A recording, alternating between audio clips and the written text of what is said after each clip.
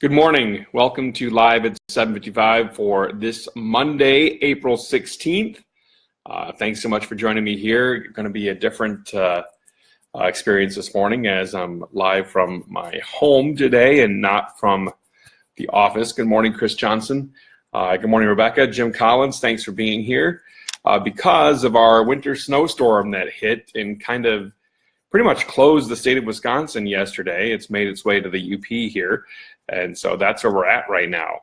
I want to expand on the topic we had last week that was kind of stolen, frankly, borrowed, whatever you want to call it, from my friend Tom Heath's timeline. Good morning, John Price. Good morning, Big Daddy. Good morning, Michael. Thanks for being here. DJ versus MC, does the public care or is it an industry-only argument? I would argue that they don't care and it is an industry-only argument. With a caveat, a small caveat. Yes, happy snow day, Rebecca. Before I dig into the topic, good morning, Eric. Good morning, Brock.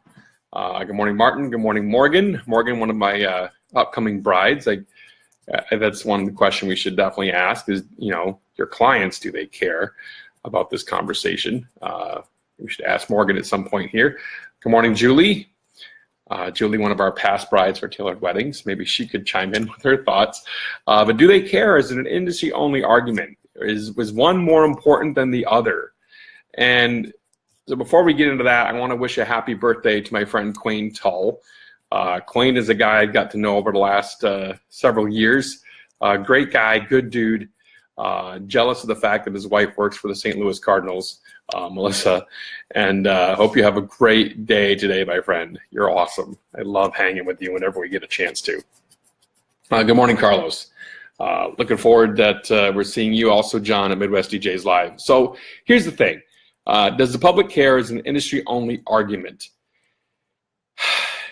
The public doesn't care. What they care about is the outcome of their event. They care about, is it going to happen how they want? Sadly, the bar is that we don't screw it up. That's the bar versus creating something amazing. Good morning, Jeff Craig. Good morning, Casey. I think I just said that they only care about the outcome. That's true. It is an industry-only discussion. With a caveat, I'll give an example. So I had a recent event we've done this event for the last 3 or 4 years now, actually, 4 years. I love Rebecca's statement here. As a part of the general public, I don't think I informed enough of the differences to care. And that's the key. We'll get back to that in a second. But we've done an event for the last 3 to 4 years now. And I did the event the first time. I had a great event with it. I sent 2 of my senior MCs on the event the last couple years after that, and even though they get rave reviews on other events, weddings, etc., they didn't receive rave reviews on this event. This is a fundraising event, and even though they had given specific instructions of how to approach the event, the client was just, it okay. And then you put me back on the event because I want to save the client and make sure everything's taken care of this past year, and they have a record year of growth for the event in regards to fundraising. So what's the difference? The difference is talent, and the difference is how they approach it. Now, the client realized after having different talent at their event for the last 4 years, myself, and then 2 of other talents, and then myself again, that there was a difference in talent developed. There was a difference because 1 year they had $6,000 raised, the other year they had $26,000 raised. And not saying that was all me, it certainly was not, because there were other things they changed to help make that huge of a difference in growth. But when you can move the needle and add a lot more money to a client's bottom line, they realize it. Absolutely, Travis, heart and talent. So if you're approaching the job just from a get through it kind of standpoint, then that's what you're going to deliver. And I actually had a groom just tell me that recently. We just got to get through this wedding. Nothing should ever be, we just got to get through this wedding. That is such a BS response. It's ridiculous to me. I can't even say what I want to say to that to that comment when he said that to me. Good morning, Jonathan. Good morning, Marino.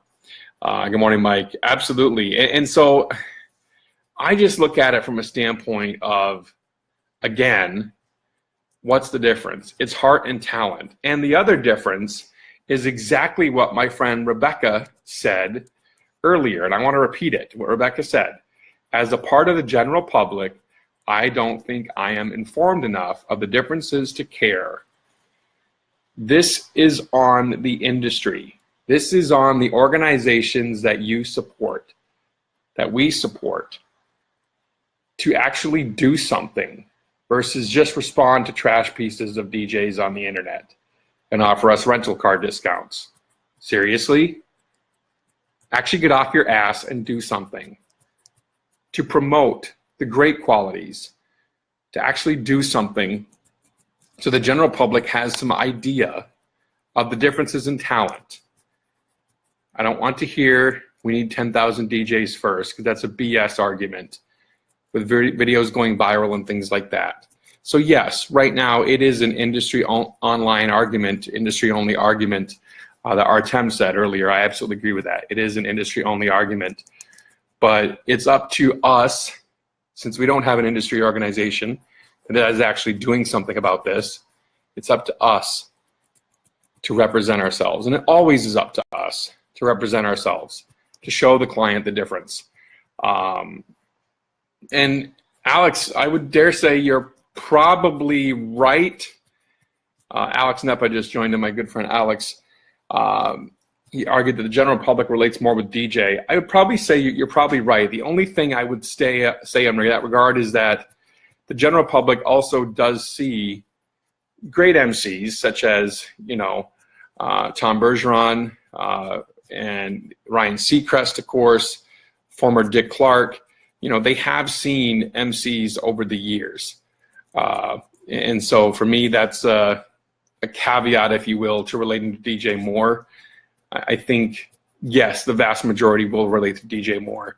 I think some people do see the MC side of things too, but probably I would say it's 60-40 if I had to put a number on it right now.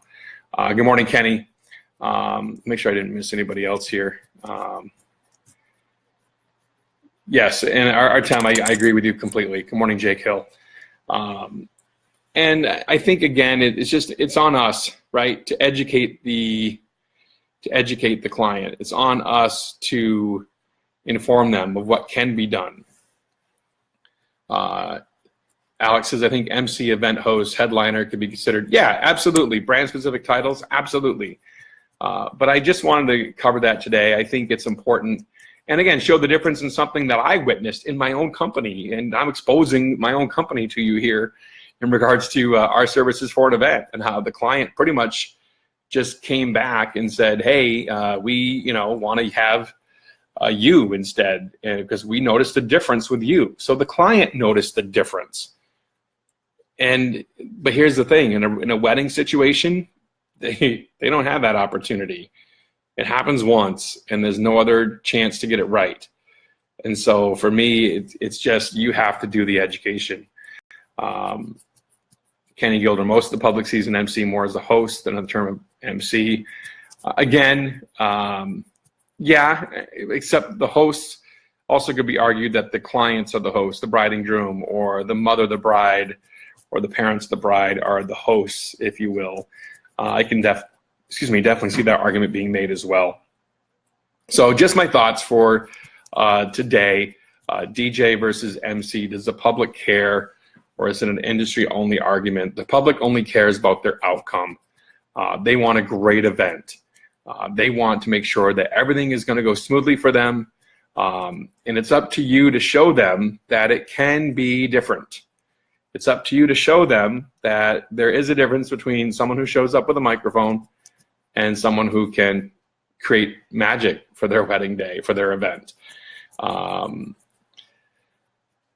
For those that title their staff, this is a good question. For those that title their staff as MC, do clients ask if you need to pay for and hire a separate DJ? So quick question or quick statement on that, Alex. For us, it's always a two-person team. So they have an MC and they have a DJ assistant. Our MCs are definitely trained as DJs as well.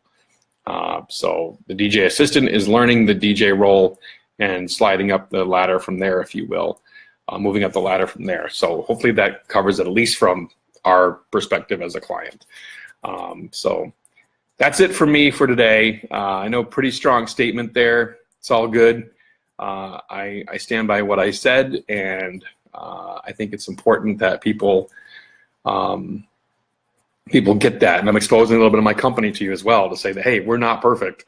You know, the client came back and I was able to salvage it and it's awesome, and they want a contract for next year. But I think it's important that your talent, that I go back and now inform my talent and help them grow out of this experience as well. So thanks so much for watching live at 7:55 today. I'm going to talk about timidness tomorrow, and I haven't decided what the other word is I'm going to throw in yet, but kind of a dichotomy of that a little bit on two situations that I witnessed recently. So that's going to be it for today. This is a long session for live at 7:55. Go live, go impact, go value, go engage someone here today. Thanks so much for watching live at 7:55. We'll see you mañana.